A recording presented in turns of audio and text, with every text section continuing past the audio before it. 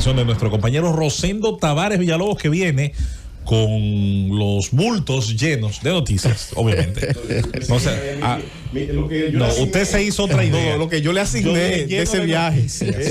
De información, de hechos noticiosos en todas partes del mundo. Buenos días. Bueno, José. Gracias José Luis Mendoza y Cervantes, querido y distinguido coordinador del Gobierno de la Mañana. El saludo para toda la gerencia de esta Z101.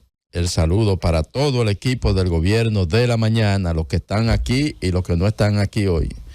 El saludo para todo el país de aquí y el país de allá. Bueno, José Luis, como tú lo dices, hay muchos acontecimientos a nivel nacional. Eso se lo voy a dejar a Julieta, el tema del robo de 30 gallos en la casa de la gobernadora. Es una investigación. Una buena bocana.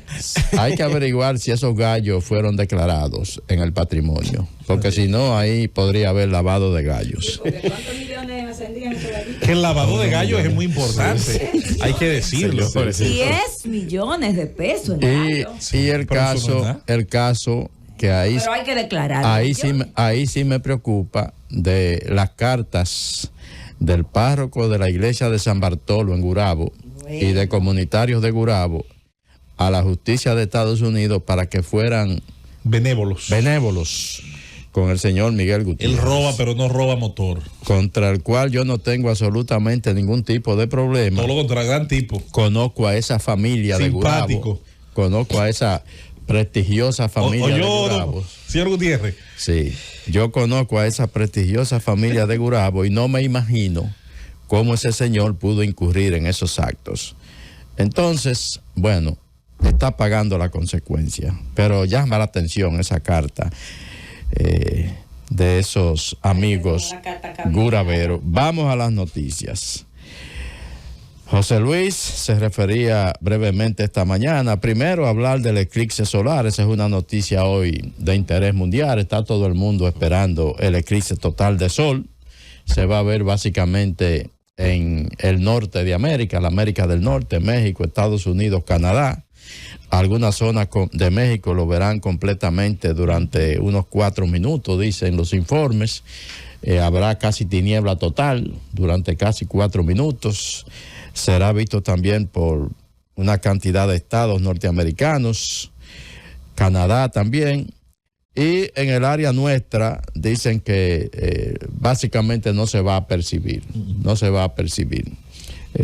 aquí en República Dominicana sobre todo, dice Jens Uriel, mi hermano Jens Uriel, que entre una y otra provincia el norte fronterizo, Montecristi, por ejemplo, por el hecho de que se está ubicado en la diagonal más cerca de donde va a pasar, va a tener una disminución de una quinta parte de la luz solar en un momento dado, pero quinta parte es imperceptible, es bastante imperceptible. Parecería que está nublado la cosa, nublado. Miren, Ecuador, señores, ese es el tema internacional del momento, porque lo que pasó allí no tiene madre. Eso ha desatado un terremoto político y un terremoto a nivel diplomático que preocupa al mundo entero, definitivamente. Y digo que preocupa al mundo entero porque si usted observa que prácticamente todas las instituciones multilaterales se han expresado preocupadas y están convocadas para tratar ese tema, es porque definitivamente preocupa al mundo entero. ¿Qué se dice internamente en el Ecuador? Paso a leer textualmente. Por ejemplo, para el jurista y analista político Mauro Andino, analista político ecuatoriano, Daniel Noboa, el presidente, está embriagado de poder, se siente un macho alfa y sus actos están llenos de prepotencia y soberbia. Afirma que la irrupción en la legación mexicana refleja ignorancia y falta de inteligencia emocional. Olvida que ya no es solo el hijo de un gran magnate, sino que ahora es presidente de la República y debe comportarse como tal.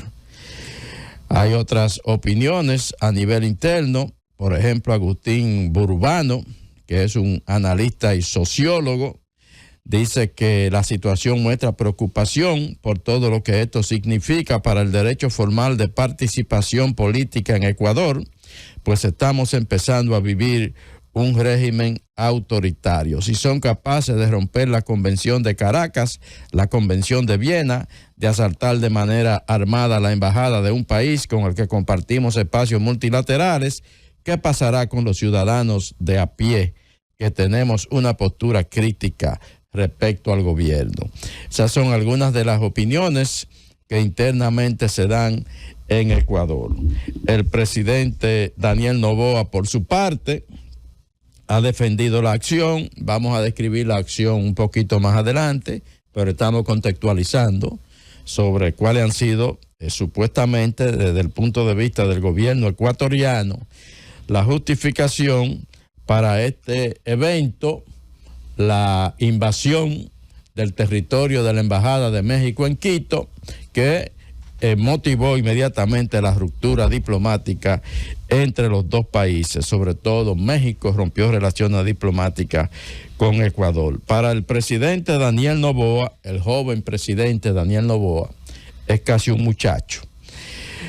La cadena dice que la condena previa contra Jorge Glass es el expresidente ecuatoriano, ex vicepresidente que compartió espacio con el presidente Rafael Correa.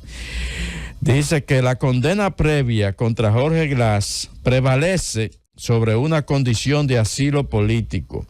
Ningún delincuente puede ser considerado un perseguido político. La diplomacia mexicana ha abusado de las inmunidades y privilegios al pedir un asilo diplomático contrario al marco jurídico convencional, dice el presidente de Ecuador, el señor Daniel Noboa. Dice que el asilo político otorgado por México a Jorge Glass, condenado por corrupción y por recibir sobornos de Odebrecht, es completamente ilegítimo, dice él.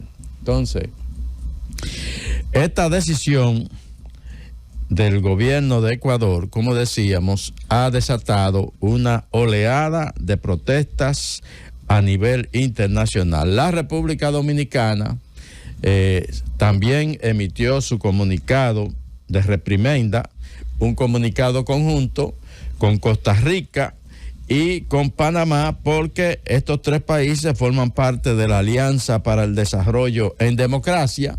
Es un espacio multilateral que decidieron conformar estos tres países, y la República Dominicana hizo su pronunciamiento a través de un comunicado conjunto. Por eso quizás llegó un poquito tarde, porque antes había que ponerse de acuerdo entre las tres naciones, entre las cancillerías de las tres naciones, sobre el contenido del comunicado. Entonces, dice República Dominicana, Costa Rica y Panamá manifestaron su rechazo y lamentaron dicen las inexcusables violaciones por parte del gobierno de Ecuador a la integridad territorial de la Embajada de México en Quito. Las normas internacionales que regulan el asilo nunca deben servir de justificación alguna para violentar la sede diplomática de un Estado, agrega este comunicado que suscribe también la República Dominicana. Esto ocurrió el pasado viernes. Jorge Glass, el ex vicepresidente ecuatoriano, se encontraba en la Embajada de México desde el mes de diciembre. No había recibido el asilo político oficial por parte de México, pero esto ocurrió creo que el sábado, José Luis, ¿verdad?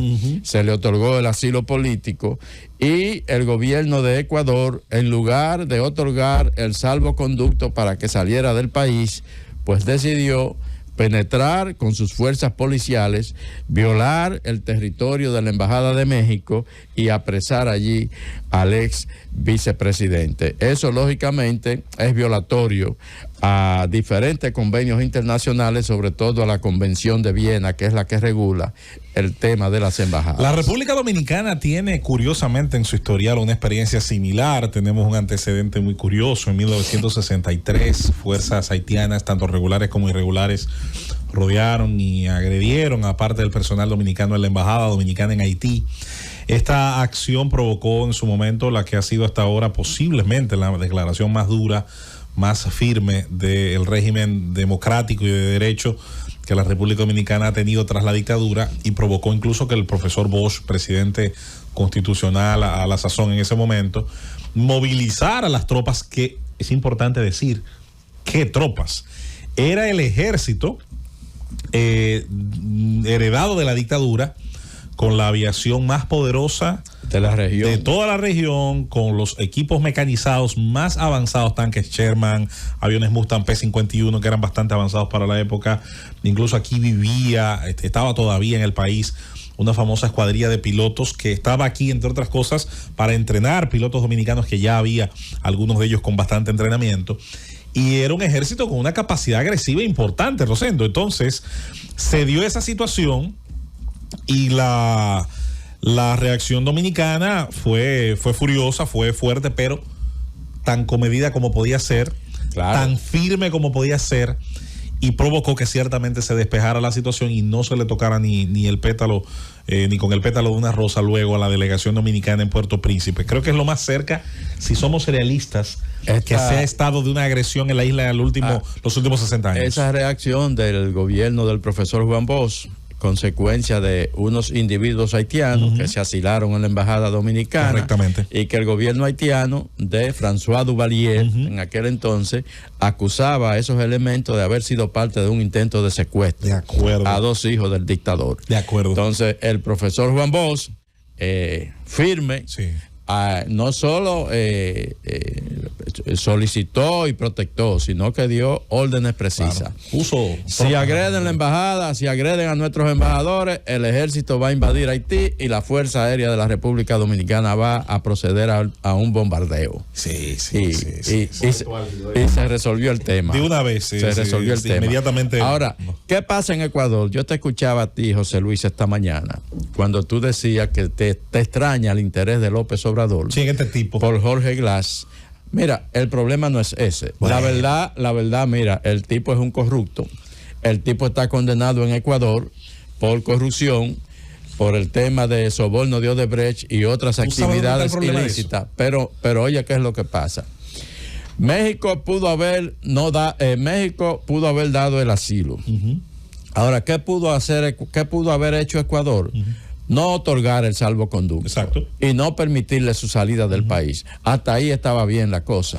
Ahora, incursionar, irrumpir en la embajada, es una metida de pata. Ya esa es una metida de pata soberana. Ahora bien, estoy de acuerdo contigo. Yo creo que eso está fuera de discusión. Pero llama la atención, por lo menos a mí, el interés hasta cierto punto por encima de lo normal que tiene una figura como la de Andrés Manuel López Obrador en salvarle las papas a un político que está acusado de lo que él más se defiende cada mañana, que es acusado dentro de Ecuador de haber propiciado, haber convertido a Ecuador junto a sus socios políticos en lo que es hoy y con la influencia del narco, y que incluso, teoría de conspiración más allá, se habla de que los grandes operadores y compradores de las grandes cantidades de sustancias que luego llegan a los mercados norteamericanos y que pasan por Ecuador, sus grandes compradores y valedores son los cárteles mexicanos. Es decir, hay quienes han ido más allá y yo insisto, para eso hay que llegar a la teoría de conspiración, porque una cosa es decir una cosa y otra es tener pruebas. Están señalando a Glass como una especie de beneficiario precisamente de la impunidad que se dice él y su gobierno habrían generado dentro de Ecuador. Pero si nos hemos dado un Estado de Derecho en estas sociedades, es para algo. Hay que respetarlo. Óyeme, hay a veces razones más que legítimas para entrar a un domicilio, porque sabemos que ahí se están haciendo actividades ilegales, pero hay un procedimiento que protege a todos. Sí, Rosendo lo ha dicho. No es al delincuente. Por igual. Tú tienes todavía una última ratio, que es no otorgar el salvoconducto. Esta protección a las embajadas es derivado de la Convención de Viena, y es un espacio que se entiende incluso una extensión del territorio de ese país en el territorio extranjero, de manera que una violación a ese espacio es una violación incluso a la soberanía de ese Estado, es una violación mayúscula que no se puede de ninguna manera estar de acuerdo con ella. Entonces México va hoy ante la Corte Internacional de Justicia en La Haya a denunciar esta violación soberana que ellos consideran de Ecuador a su territorio.